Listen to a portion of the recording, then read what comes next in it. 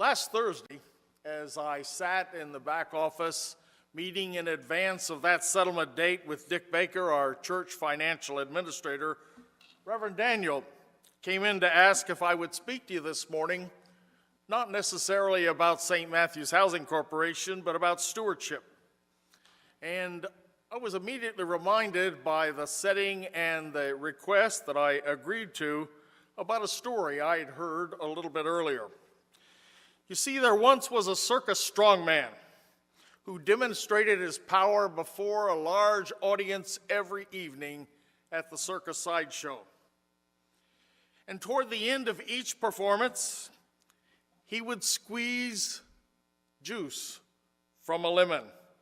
And he said to the onlookers, after he had squeezed really hard, that if anyone could come up and get any additional juice out of that lemon, he'd pay them $200.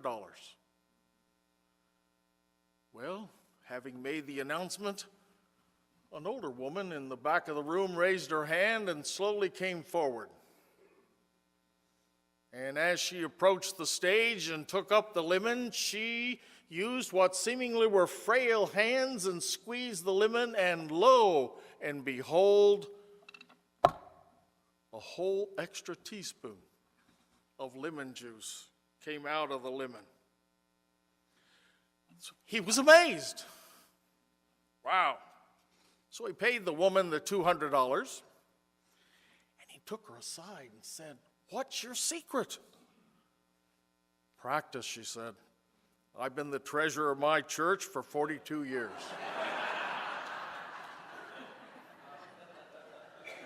Well, it seems we're down to the last needed teaspoon of only a few $1,000s in our year's financial goal.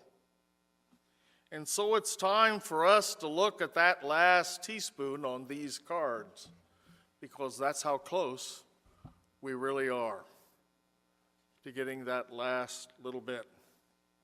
Now, I recognize that stewardship, generosity, and giving are not synonyms.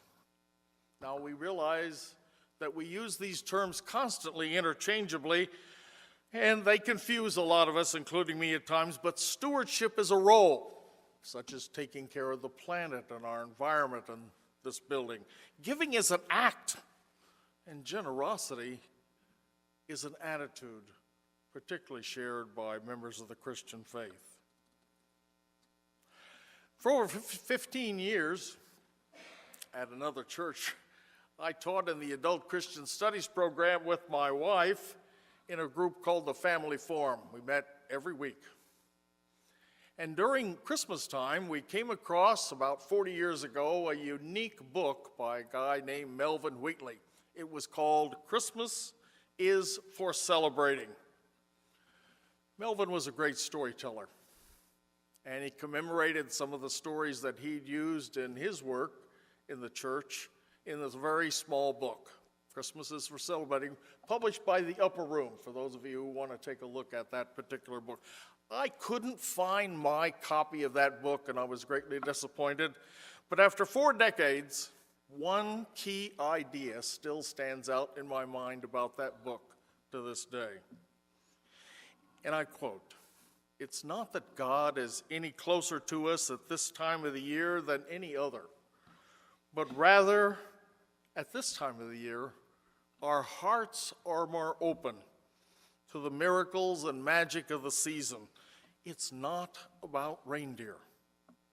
It's not about a man in a red suit. It's about a child born in meager surroundings whose life would change the world and still changes ours today." So this morning, we're surrounded, if you stop to think about it, about the symbols of that celebration. The lights on this tree and all of its symbols. The star we hang right here above us to remind us of God's gift to us in this season. So perhaps, in response, we can find that spirit of generosity to turn a little bit of lemon juice into lemonade and celebrate as individuals and a community, having done our part to help make this congregation in a better position to give and continue to give to the community as we celebrate the coming of Christ.